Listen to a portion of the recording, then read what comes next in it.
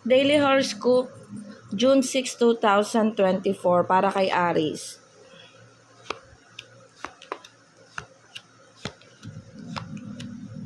So Aries, nakita ko maganda ang araw natin today, no? Dire-diretso mo lang daw yung mga plano mo ngayon, ituloy mo. Wala naman daw masisira today sa mga plano mo, no?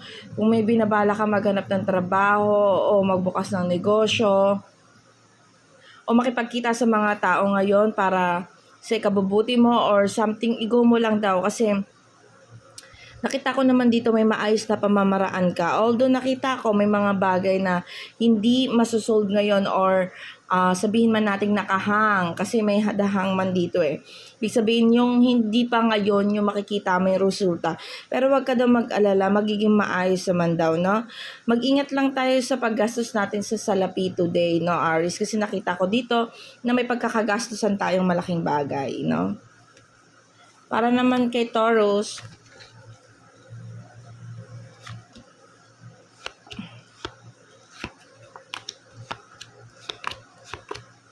sa Taurus ngayon nakita ko medyo hindi maganda yung pakikisama sa atin ng mga ibang tao, no?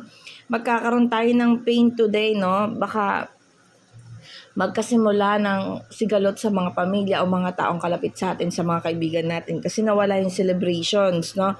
Wala din tayong guidance ni universe. Pero nakikita ko naman dito, Taurus, na magsusumikap ka naman para maigawa mo yun ng maayos yung araw mo today kahit na maraming balakid sa'yo today, no? Nakita ko rin naman dito magiging maayos naman regarding sa financial. Ayun lang talaga, kailangan nating mag-ingat sa mga binibitawan nating salita, no? Kung may kakatagpuin ka ngayon, basta regarding sa mga taong nakapaligid sa'yo, kung may kakatagpuin ka ngayon, itigil mo muna, baka i-postpone mo muna yun, baka mapagmulan lang ng hindi maganda, ano? Tsaka kung may tensyon o may init ng ulo, mas magandang mag-relax na lang muna tayo. Huwag muna tayo makipagsabayan, no, Taurus? Para kay Gemini, Wheel of Fortune, Gemini.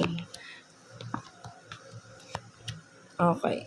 So, Gemini, tuloy-tuloy mo lang daw yung mga plano mo sa buhay. Ituloy-tuloy mo lang yung mga balak mo kasi magbubunga ito ng magandang kasalapi sa'yo o magandang kapalaran. Nakita ko rin dito na overcome mo naman lahat ng sigalot ng problema mo, no? Although nakita ko dito na pinanghinaan ka ng loob, lalo na regarding sa pamilya, no? Kung nag-struggle tayo, lalo na sa pinansyal para sa ating pamilya, magagawan mo ng paraan yan kasi at the end of the bottom mo naman is giver. So, magagawa mo ng paraan, mag-relax lang, gumawa lang ng way, tuloy-tuloy mo lang yung mga plano mo, magiging maayos yan kasi ang head mo ay Wheel of Fortune. So, tuloy-tuloy lang, wag hihinto, wag panghinaan ng loob, no? Para naman kay Cancer,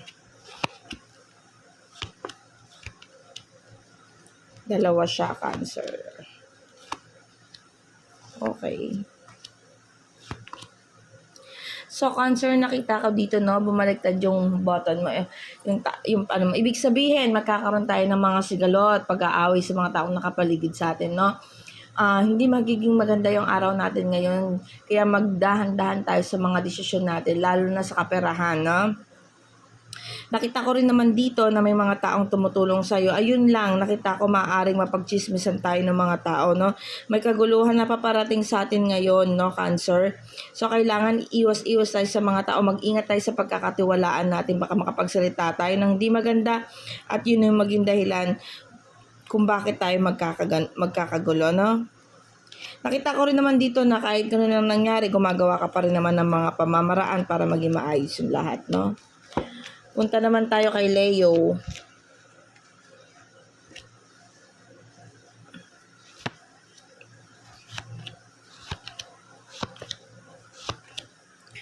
Okay, Leo. Regarding sa pera, yun ang unang naging head mo. Regarding sa kaperahan, kailangan daw mag-ingat tayo sa paggastos natin today, no? Huwag muna tayong no? Kung may mga inaasahan tayong pera ngayon, maaaring madali ito, no? Although nakita ko gumagawa ka naman ng paraan at nakikita ko rin naman may mga taong nandyan para sa'yo kasi nakikita ko may head dito, may authority. Ayun lang, syempre medyo mape-pressure ka, no? Mag-ingat tayo sa mga kaibigan natin or kung pakiramdam natin na hindi napapahalagahan yung paghihirap natin. Tuloy-tuloy lang. Basta, focus lang tayo sa goal natin para maiayos natin ng, no, kasi may nakita akong betrayal dito, so kailangan mag-ingat ka, ha.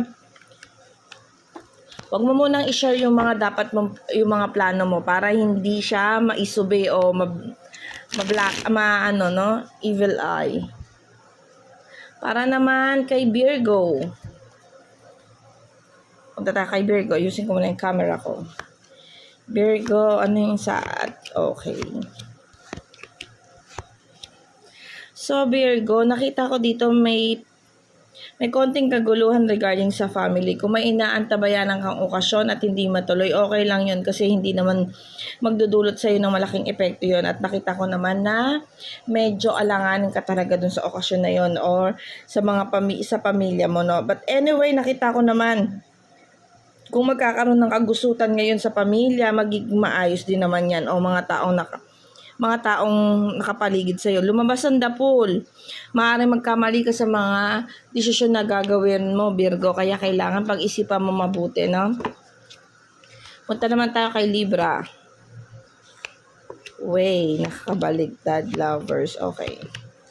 So, Libra, sinasabi dito, no?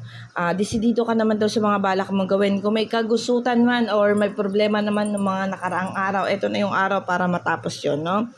Nakita ko rin dito na na kailangan mong kumilos daw para maisagawa yung mga bagay na kailangan mong gawin, lalo na regarding sa relationship.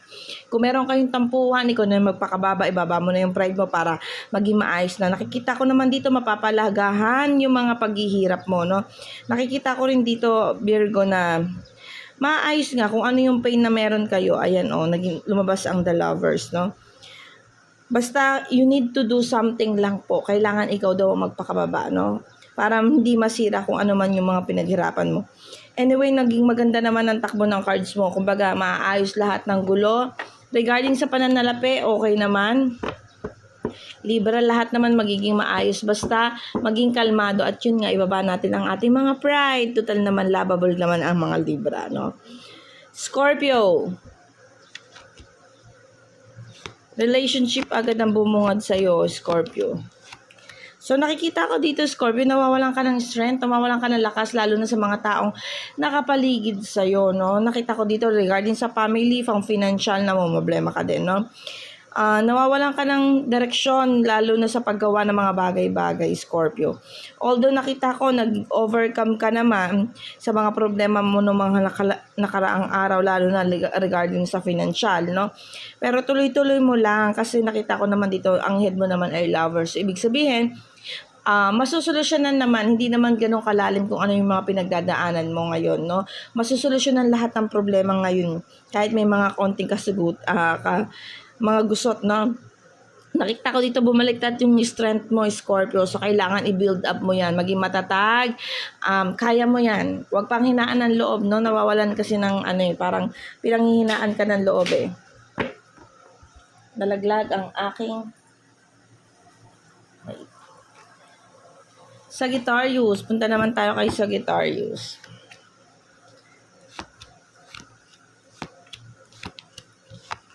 Okay, nakita ko dito sa Sagittarius, no, magiging maayos naman ang takbo natin, no. Yun nga lang, kailangan natin mag-ingat sa pananalapi.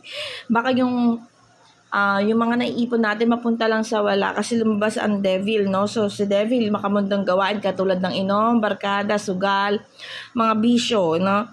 Huwag natin ilaan yung pera natin doon kasi malulugi tayo. Lalo na kung balak magsugal, no today, no? Kasi hindi maganda. Walang guidance ni universe, full of emotion ka, no? Nakita ko rin dito na, although nakita ko may kakayahan ka sa mga bagay-bagay na gusto mong gawin, yun nga lang, mahihirapan kang i-pursue ito. Kaya kailangan, be wise sa pagdidesisyon, lalo na sa paghawak ng pera, ha? Sagittarius, no? Be wise para, nakita ko dito, kailangan mo lang mag-focus sa goal mo, eh. Kung mayroong mga barkadang gumugulo sa isipan mo at nayayaya ka, stop mo muna yan, Sagittarius. Punta naman tayo kay Capricorn.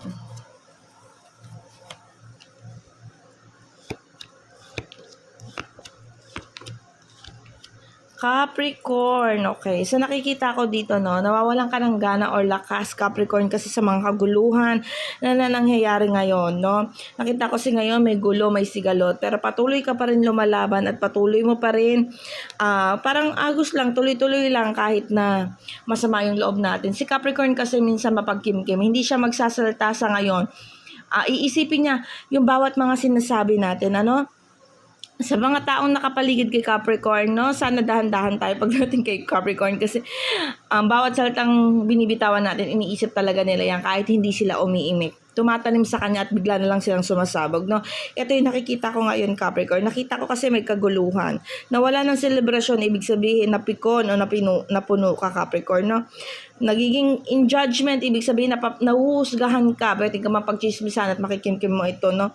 Pero nakikita ko naman in the end na magiging maayos yung takbo kasi gagawa ka naman ng nararapat, no. Sige, tahimik lang muna tayo, Capricorn, no. Gumawa na lang tayo sa mas makakabuti sa atin katulad sa kaperahan, no. Nakikita ko naman na magiging maayos regarding sa ganun, no. Kaya kung balak mo maghanap ng trabaho, kung balak mong magnegosyo, focus ka na lang doon, wag dun sa mga taong nakapaligid sa'yo, no. Punta naman tayo kay Aquarius.